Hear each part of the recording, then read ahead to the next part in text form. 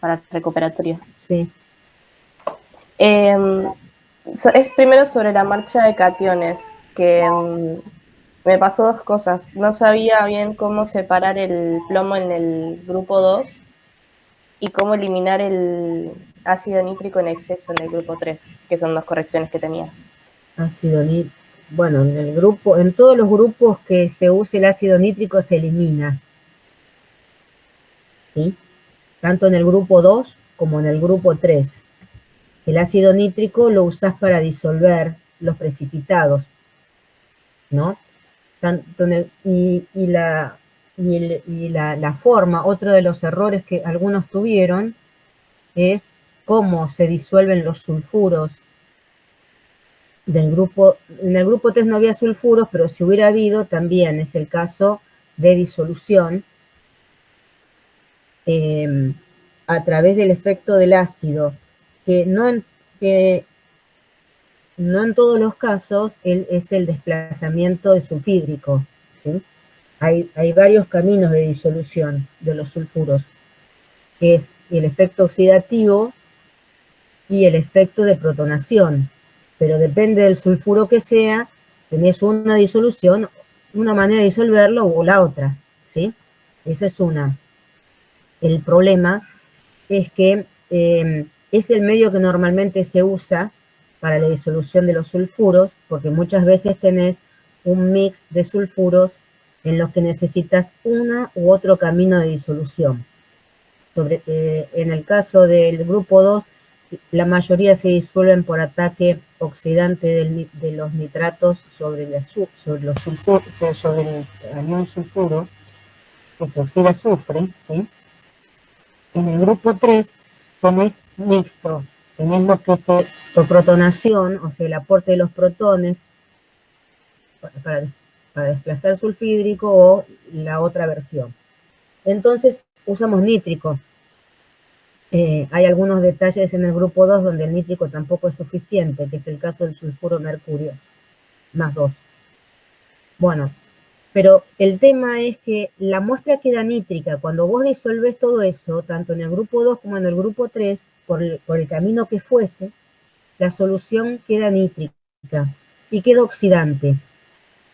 Entonces, tenés que eliminar el exceso de ácido nítrico que te queda en el medio, de alguna manera, porque ese oxidante puede oxidar y descomponer a los reactivos que vos vas a usar después para la identificación. Entonces, esa es la razón por la cual que las soluciones disueltas en ese estado no pueden ser identificadas ahí. La eliminación de este oxidante es muy particular. Se puede hacer por el agregado de ácido sulfúrico concentrado en caliente. Y esto lo que hace, no hay una reacción ahí, sino lo que simplemente hace, porque el trióxido de azufre es el óxido del ácido sulfúrico, fumante. No hay reacción. Lo que pasa es que vos ese tratamiento de eliminación del ácido nítrico lo haces en tu ensayo o en cápsula de porcelana a temperatura, levantás la temperatura de eso, para que, para que el sulfúrico, que es más denso, ¿sí?, desplace a los otros óxidos. Si hubiera clorhídrico también lo desplaza. Los desplaza de la solución hacia el exterior, digamos. Entonces vos desprendés óxidos de nitrógeno. Se desplaza el ácido como el óxido, ¿sí? Y se desplazaría el ácido clorhídrico como su forma gaseosa, ¿sí? Cuando ves, hay una reacción, es desplazamiento, ¿sí? Cuando ves vos que ya desplazaste todos los otros componentes que querías desplazar, cuando comienzan a desplazarse el trióxido de azufre como humos blancos, porque es lo último, que empieza, y de ahí cortás el tratamiento. La solución queda sulfúrica y concentrada. La ventaja de que la solución queda sulfúrica es que es un ion inerte a los procesos subsiguientes, sobre todo si el ácido se diluye, ¿sí? Porque después de hacer eso, eso se hace con calentamiento enérgico y cuidado, ¿sí? Para desplazar, ¿sí? Los vapores, vas a ver vapores pardos de los óxidos de nitrógeno, ¿sí? Y después los humos blancos del trióxido de azufre. Cuando eso sucedió, ya no hay más, no hay otra cosa más que ácido sulfúrico y los correspondientes cationes en la cápsula. Eso se hace sin llegar a sequedad. Y después, como te queda ácido fumante ahí adentro, tenés que dejar enfriar y diluir con agua destilada con mucho cuidado para que quede una solución sulfúrica que se pueda manejar. Eso tiene que hacerse con cuidado porque el ácido sulfúrico que queda abajo, que es concentrado, es deshidratante. Entonces, si yo le pongo agua con mucha vehemencia, levanta temperatura y crepita, ¿sí? Salpica. Entonces tengo que dejar enfriar y agregar con cuidado agua destilada para diluir ese ácido fumante y dejar ácido sulfúrico, una solución sulfúrica que es apta después para hacer cualquier tipo de identificación, porque ese medio sulfúrico no es oxidante para todo el tratamiento posterior que yo haga para identificación. ¿Sí? Pero no hay reacción, hay desplazamiento de especies en esas condiciones de alta temperatura, ¿sí? Ahí no ponemos una reacción, ahí decimos lo que hacemos experimentalmente, ¿sí? Que agregamos el sulfúrico para desplazar las otras especies a temperatura hasta humos blancos de trióxido de azufre. Lo que voy a ver es, cuando hago eso experimentalmente, veo cómo se van desplazando los humos pardos de los óxidos de nitrógeno que estarían en equilibrio con el ácido nítrico, ¿sí? Y después se desplaza todo. Bien, profe, y después, eso lo entendí. Y después cuando vos tenés plomo que viene del grupo 1, ¿Sí? ¿cómo se separaría del grupo 2? Bueno, ahí viene el mambo, ¿sí? El grupo 2 en este caso tenía plomo y cobre, ¿sí? La Sí, muestra tenía plomo y cobre, tenía plata, plomo. Recordemos que el plomo lo analizamos en los dos grupos, porque como el cloruro de plomo es bastante soluble, se repite el análisis por si el análisis anterior tuvo algún problema, si no después lo pierdo. Entonces, cuando en el segundo grupo, ¿qué hago? Acondiciono el medio, que viene ácido, la muestra, la solución sobrenadante viene ácida, porque yo la traté con ácido clorhídrico 3 molar, ¿sí? Viene ácida, yo tengo que regular la concentración de protones a 0,603 para regular la concentración de sulfuros, que sea baja, pero si yo la dejo muy ácida es tan baja que tampoco me alcanza a precipitar todos los sulfuros del segundo grupo, ¿sí? Entonces la regula una concentración de protones adecuada para que la concentración de sulfuro sea baja, pero me precipite todos los cationes que yo quiero que entren en el segundo grupo. Por eso se llama la técnica de precipitación fraccionada. Yo regulo las condiciones para acotar las especies que voy separando en distintas condiciones, ¿no? Entonces regulo el pH, precipito, en este caso supongamos los dos sulfuros, cobre y plomo, ¿sí?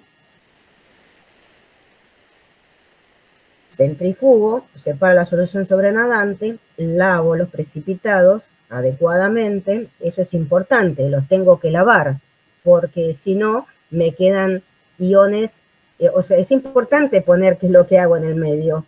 Y después en forma genérica, si quieren explicar, y eso le faltó a todos, explicar de qué manera y por qué los lavo así. Porque es importante la etapa de lavado, porque si yo no lavo el precipitado, tengo en el precipitado, en la superficie del precipitado y en el interior del precipitado, porque estos son precipitados coloidales, iones del siguiente grupo que no terminé de separar. Entonces tengo como una especie de sopa de letras ahí adentro. Yo el precipitado lo tengo que lavar, entonces esa etapa la tengo que describir. Más, menos, no hay reacción ahí, pero tengo que decir que es lo que hago. Para la mayoría le faltó eso, y en este caso, como son técnicas de precipitación, este problema estaba asociado con gravimetría.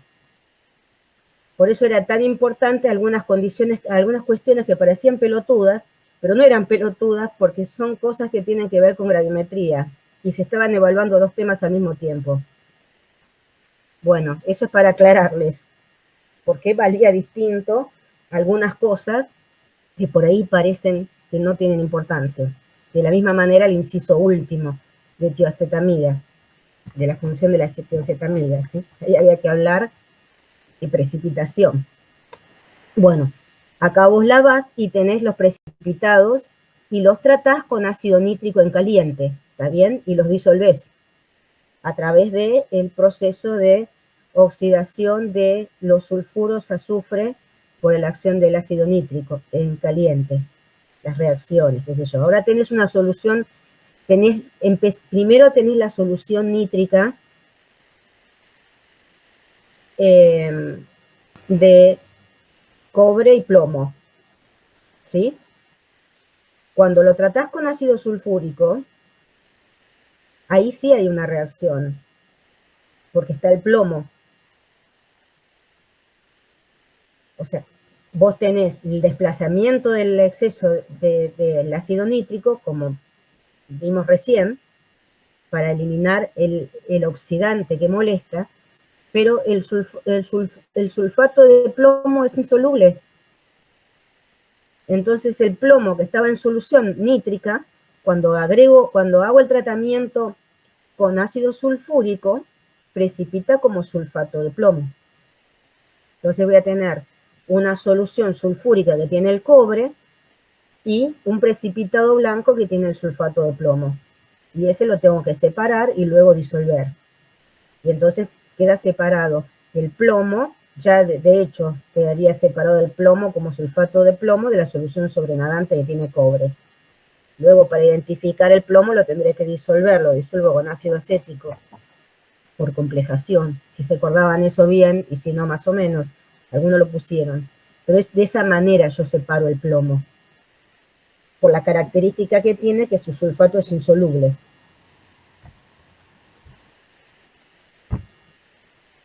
¿Sí? O sea, profe, que cuando agrego ácido sulfúrico, por un lado elimino el nitrato y por el otro también precipito Hacer las dos cosas al mismo tiempo, conoces el tratamiento. De hecho, a veces se hace de una sola vez. Por ejemplo, vos tenés el precipitado yo no me acuerdo ahora en la marcha original, si lo hacíamos de una sola vez o en etapas. Creo que lo hacíamos, agregás el nítrico, podés hacerlo de una sola vez, agregar nítrico sulfúrico y tratarlo, pero los procesos son por separado, digamos. Primero se disuelven los sulfuros y luego con el calentamiento más enérgico yo desplazo, bueno, cuando se disuelven, primero se disuelve el sulfuro de plomo y después a medida que va apareciendo en la solución, se va precipitando como sulfato de plomo, ¿no? Y después viene el calentamiento y se puede hacer al mismo tiempo eso. O se puede hacer por separado. Primero agrego el nítrico, lo caliento, después agrego el sulfúrico y elimino. El mismo proceso se usa en el grupo 3, porque se disuelven, si tengo todos los cationes del grupo 3 y tengo sulfuros ahí, los sulfuros de níquel y de cobalto se disuelven por acción oxidante del nítrico, no se disuelven por protonación de algún medio ácido. Entonces, pongo nítrico sulfúrico y el efecto es el mismo, disolver los precipitados por protonación los hidróxidos, por oxidación los sulfuros, y que el sulfúrico, ahí el único efecto que hace, porque no hay ningún sulfato que se precipite, es eliminar el exceso de el ácido nítrico oxidante para favorecer las condiciones para la identificación posterior. ¿Sí? En esos dos grupos te aparece el tratamiento nítrico sulfúrico y la función es esa función doble, disolver y eliminar el oxidante. Y en el caso de presencia de plomo, me ayuda el anión sulfato, hace el efecto de separación de los otros cationes del grupo 2 que son solubles, que sus sulfatos son solubles, ¿sí? En el caso del plomo no, es insoluble.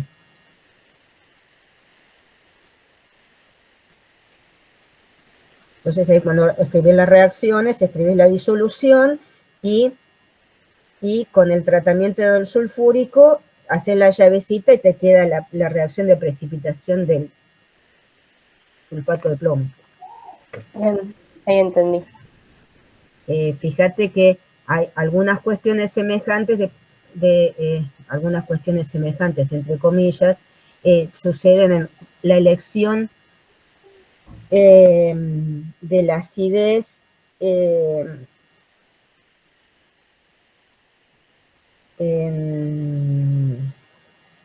el grado de acidez, bueno, el grado de acidez en el primer grupo, por ejemplo, las concentraciones que uso de ácido clorhídrico y ese tipo de cosas, para que no se disuelvan más todos, qué sé yo, bueno.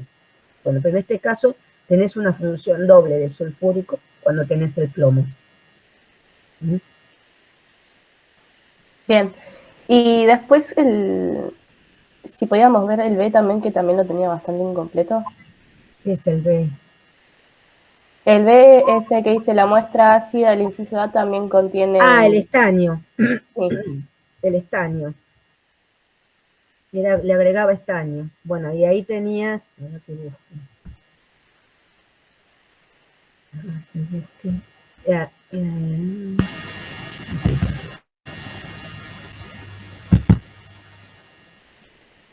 Tenías estaño.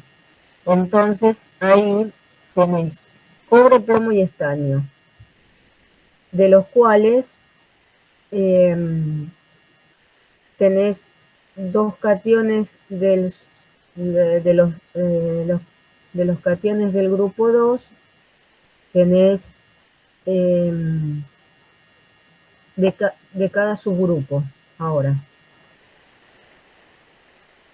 del grupo del cobre, el cobre y el plomo, y del grupo de los cationes que forman tiosales, el estaño. Pero en yo tengo estaño 2. Yo tengo estaño 2. Sí, dice estaño 2. ¿Sí? No es estaño 4. Es estaño 2. Entonces, el estaño 2, habíamos dicho que los cationes que se disuelven,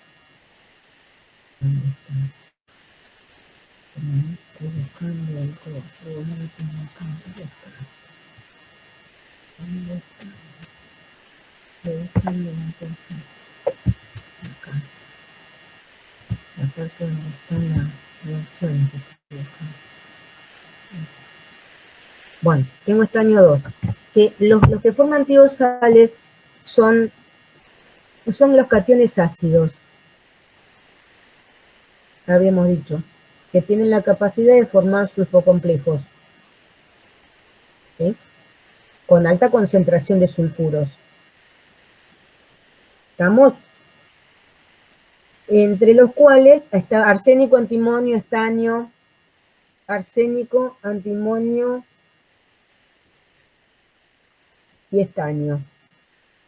De los que uno mira, Vamos a buscar dónde está la parte del grupo 2. ¿Sí? Ahora, los cationes en su mayor estado de oxidación. Algunos de estos cationes son ácidos en su mayor y en su menor estado de oxidación, ¿sí? Como el arsénico. Claro, Pero puede ser que el el único que... estaño 2 no es ácido, sí el estaño 4. ¿Está?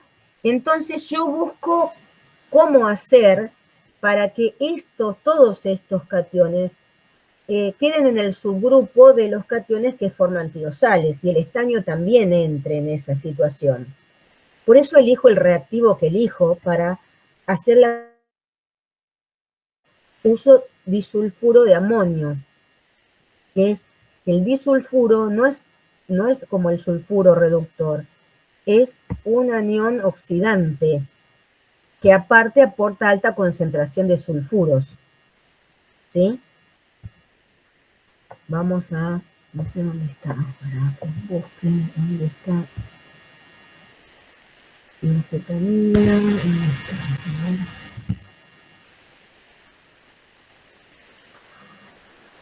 Estas son las propiedades de la reacción, estoy buscando la separación, ¿eh? Aquí miramos la reacción, el primer grupo, esto es el segundo grupo, me quedo la pelota, debe estar acá, está acá, cuando la punta también está. Bueno, ahí vamos, yo lo muestro, así, cuando la punta estaba con más estuche. Entonces, tenemos arsénico, antimonio y estaño, ¿sí? Que pueden formar las tiosales, con su mayor estado de oxidación, en todos los casos porque yo uso disulfuro de amonio, que es oxidante y aporta alta concentración de sulfuros cuando reacciona. Ventana. Ahí está. Porque yo tengo estaño 2.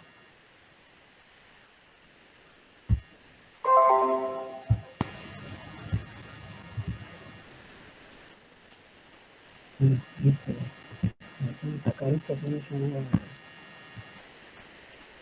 ¿Sí? Sería esta parte. Segundo grupo, tengo todos precipitados, yo ahora tengo cobre, sulfuro de plomo, ¿sí? Y sulfuro de estaño 2 tengo. Entonces, le agrego el reactivo para separar los que forman tiosales. Pero en este caso, cuando tengo estaño 2 y yo quiero que quede en este subgrupo, el subgrupo 2B, tengo que el subgrupo 2B son los cationes que forman las tiosales y el estaño más 4 es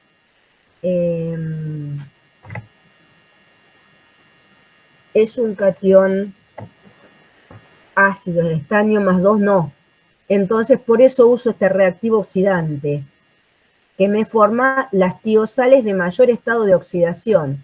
Si yo hubiera tenido arsénico, si el medio hubiera sido oxidante y hubiera tenido arsénico 4, arsénico 5, antimonio 5, ponele, yo puedo usar una fuente de alta concentración de sulfuros y formar la tiosal. Pero el medio no es oxidante. Puedo tener una mezcla de los dos, porque el medio, como estoy trabajando con sulfídrico continuamente, el medio no es oxidante. ¿Sí? De hecho, antes de hacer de esta, bueno, acá hasta ahora nunca trabajé con nítrico. De hecho, el nítrico lo agrego después. Yo precipito con sulfídrico y es medio reductor. ¿Estamos? O sea que no tengo ninguna forma de especie oxidante acá. Pues estoy en el medio reductor. ¿Está? ¿En qué parte, profe? Y acá en la marcha, en el segundo grupo, o sea, vengo del primer grupo y no le puse ningún oxidante. ¿Con qué trabajé? Con ácido clorhídrico. La solución sobrenadante es clorhídrica. ¿Es oxidante? No. No. ¿Está? Bueno, yo le agrego un precipitante que es reductor. Por eso que a veces puede haber algo de aparición de azufre.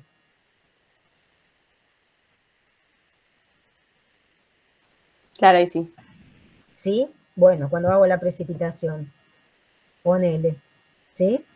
El medio es reductor, para lo cual voy a tener mezcla de lo que sea en estado de oxidación menor. Ahora, arsénico y antimonio más 3, los cationes más 3, son cationes ácidos.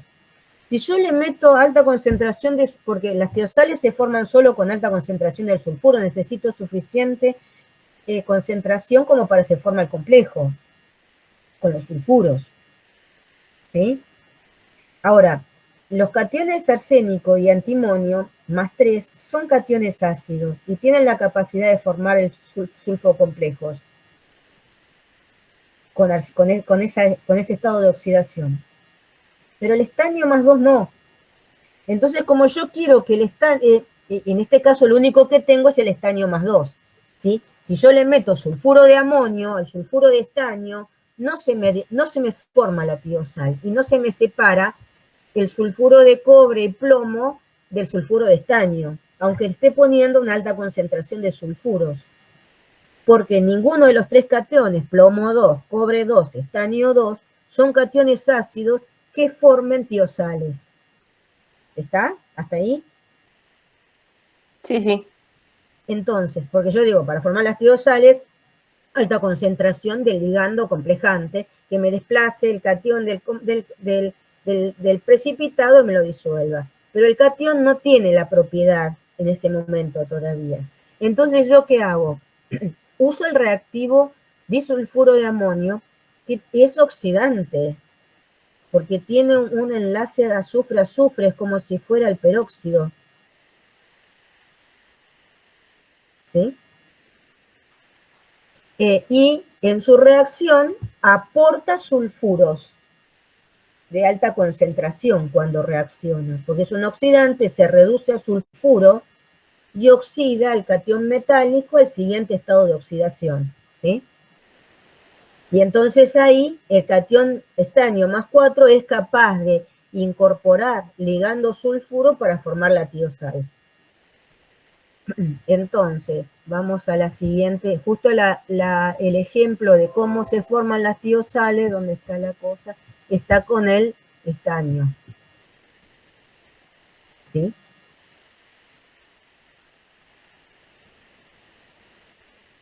Sí, profe.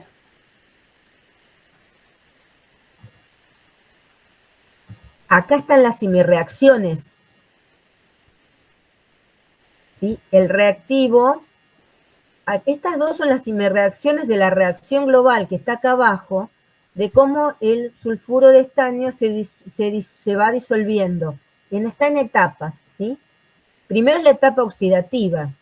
¿Sí? Este es el oxidante, este es el disulfuro, que se reduce a sulfuro y oxida al estaño 2 que está en el sulfuro de estaño, a estaño 4 que sigue estando como sulfuro, porque el sulfuro de estaño 4 está desdoblado en etapas, como se ocurre el proceso de formación de la tiosal. ¿Sí? Para dar la reacción global en negrita que está abajo. Esta es la reacción de disolución del precipitado de sulfuro de estaño con el oxidante disulfuro, que te da la tiosal. Esta tiosal es de estaño 4. Fíjate el número de coordinación del sulfuro. ¿Cuántas cargas tiene cada sulfuro? Tiene 2. 3 por 2, 6.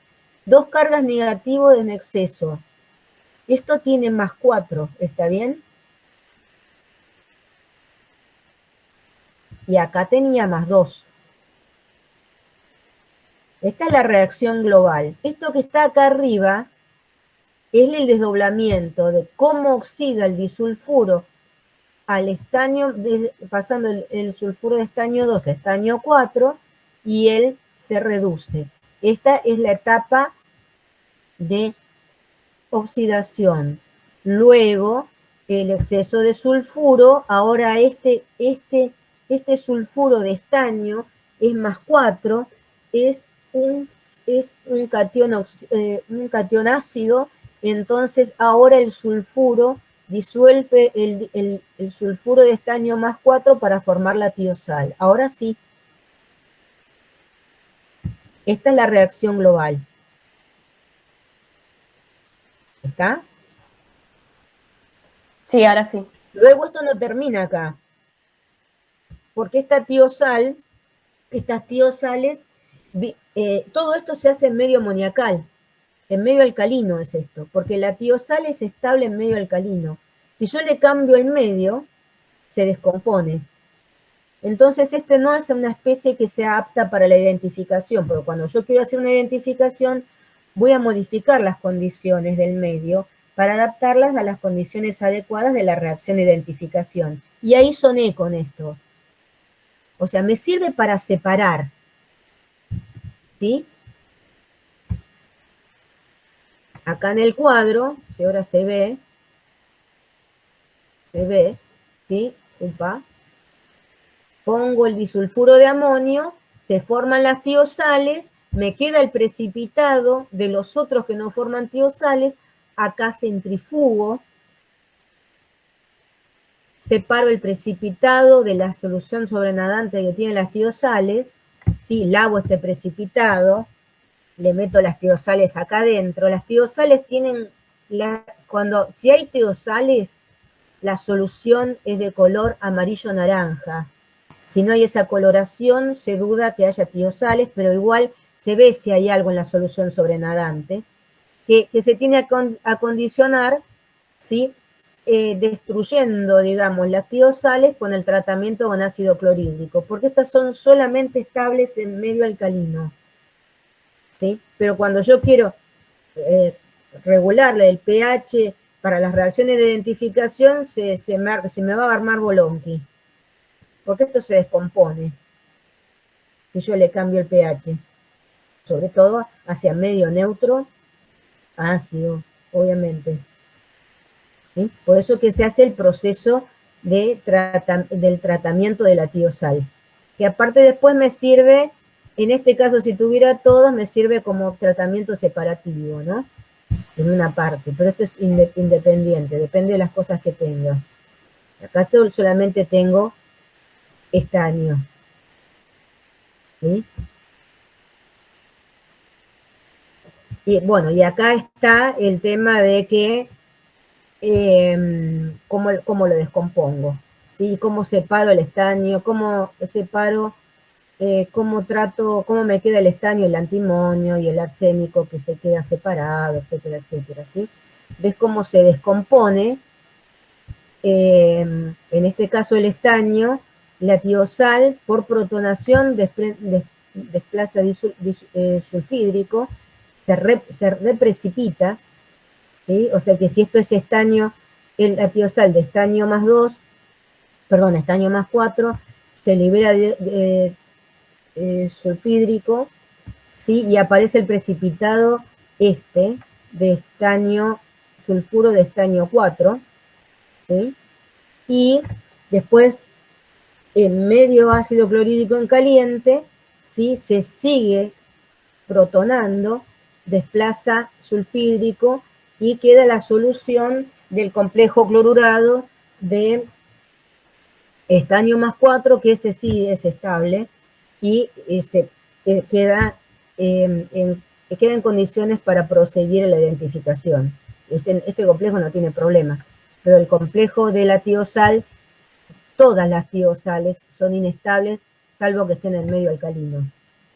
Entonces no sirve como especie para hacer el proceso de identificación, porque me lo va a ensuciar el proceso de identificación. ¿Mm?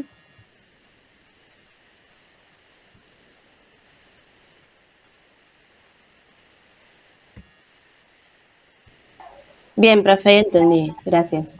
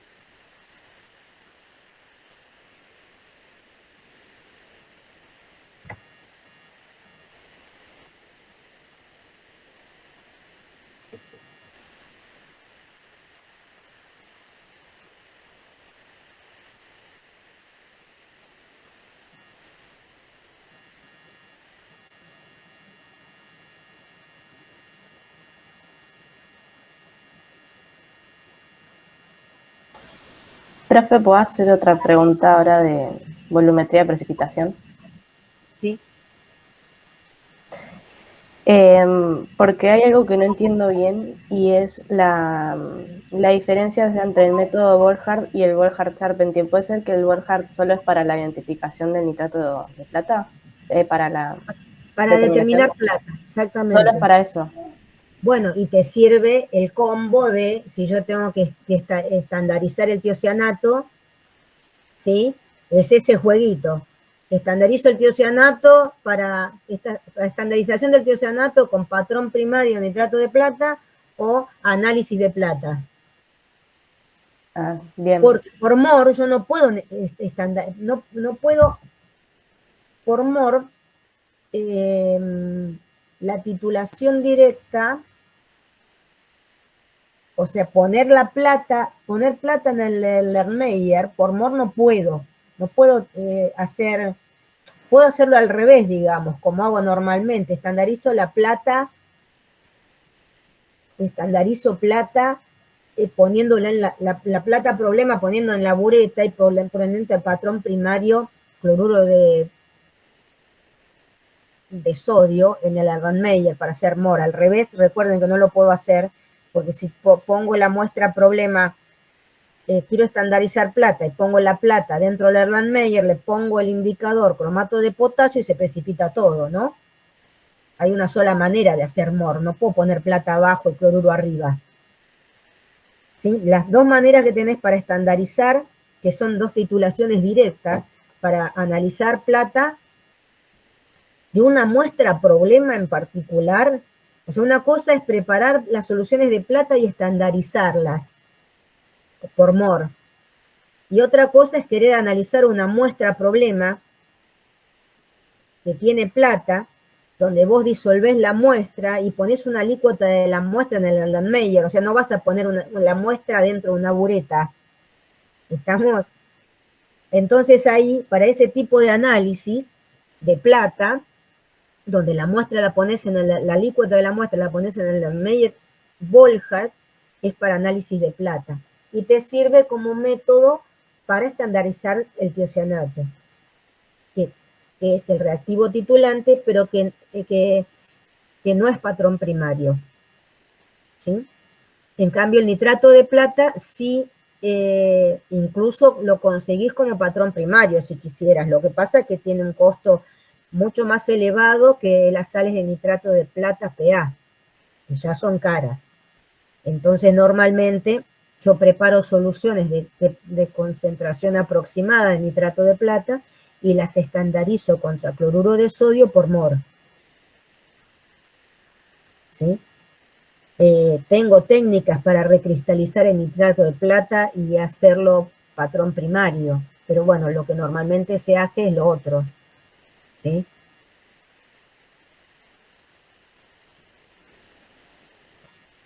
El Volhard es para analizar plata y Charpentier, Volhard-Charpentier es para hacer aniones que precipiten con plata. Uno de los tantos son cloruros, bromuros, yoduros, ¿sí? Pero también algunos otros aniones de cationes ácidos, por ejemplo, como está el problema ese del seminario, donde se analiza arsénico como arseniatos, ¿sí? Por Volhard. También pueden ser factibles fosfatos, arseniatos, cromatos, oxalatos, carbonatos, se pueden analizar por la técnica indirecta de Charpentier-Volhard, pero acomodando las condiciones, ¿no? Para la etapa de precipitación. De la primera etapa, que es el agregado del exceso de plata para precipitar y luego analizar el exceso, ¿sí? Bueno, también esos aniones en condiciones adecuadas también se pueden analizar por esta técnica.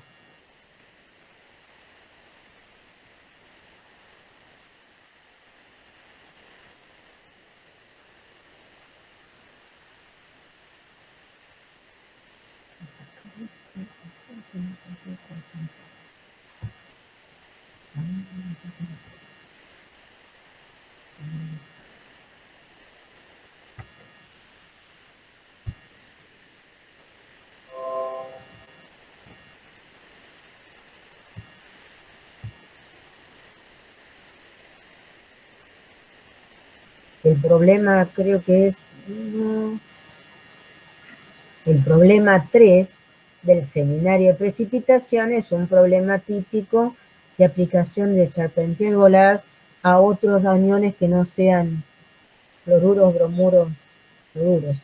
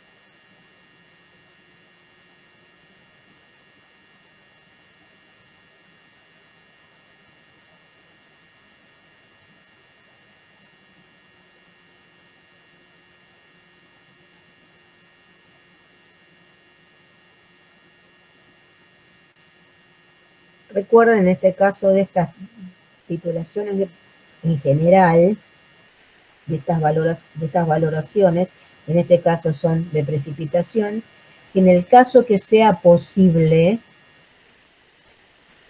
siempre es más conveniente para una muestra, el análisis de una muestra, es elegir un método de titulación directa, en el caso que sea posible. Y entonces, cuando uno, cuáles son las razones por las cuales, qué parámetros tengo que evaluar, bueno, el tipo de muestra, la concentración de la muestra, etcétera, etcétera, para elegir MOR, el tipo de matriz que tiene la muestra, qué otros iones tiene en el medio, para ver si yo elijo MOR o elijo Charpentier-Goulart para hacer el análisis de cloruros, bromuros, ¿sí? Cloruro, bromuro, en este caso es más restringido, ¿sí? O Charpentier-Goulart, ¿sí? Otra opción de titulación directa el método de Fajans, ¿sí? Entonces, es prioritario ver si puede hacer una titulación directa, ¿sí? Siempre.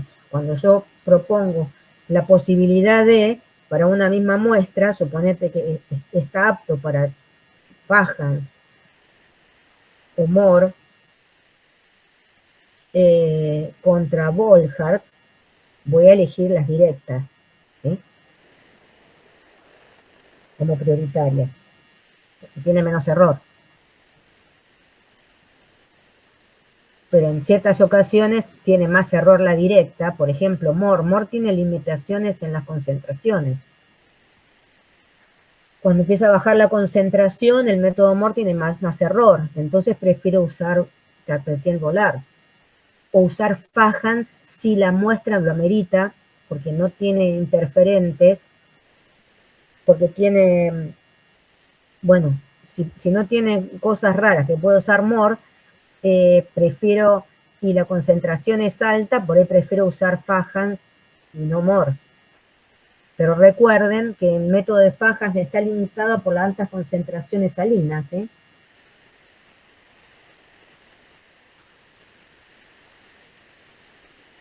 Por la coagulación del precipitado. En Fajans uno requiere no es una técnica de concentraciones bajas, de análisis de concentraciones bajas, por un lado, pero por el otro lado requiere que el precipitado esté disperso para mejorar el efecto para aumentar la superficie de absorción y que el indicador funcione. Entonces, bueno, es un método directo, es apto para muchas situaciones, pero tenemos que tener en cuenta ese tipo de cosas. Moore tiene la limitación con el indicador. Depende de la matriz de la muestra, el indicador tiene que funcionar como indicador, no puede precipitarse con algún catión que tenga la muestra. Entonces uno tiene que evaluar ese tipo de cosas, ¿no? Cuando uno elige una técnica, entre las tres posibles, una técnica para analizar el analito problema. Y de Volhard, tengo que pensar que la matriz de la muestra tiene que ser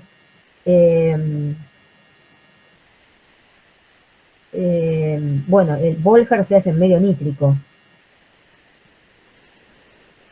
Hay una acidez nítrica, ¿no?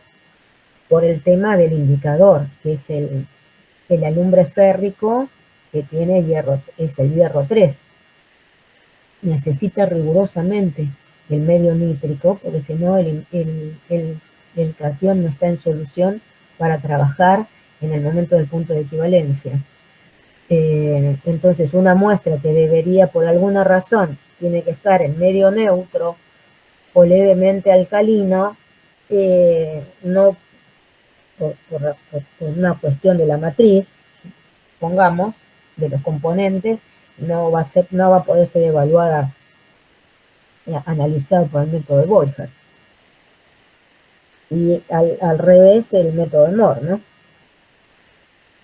Y bueno, cuando uno tiene distintas muestras posibles y elegir la técnica, tiene que evaluar esas cuestiones para elegir, para dar la opción de qué método usaría.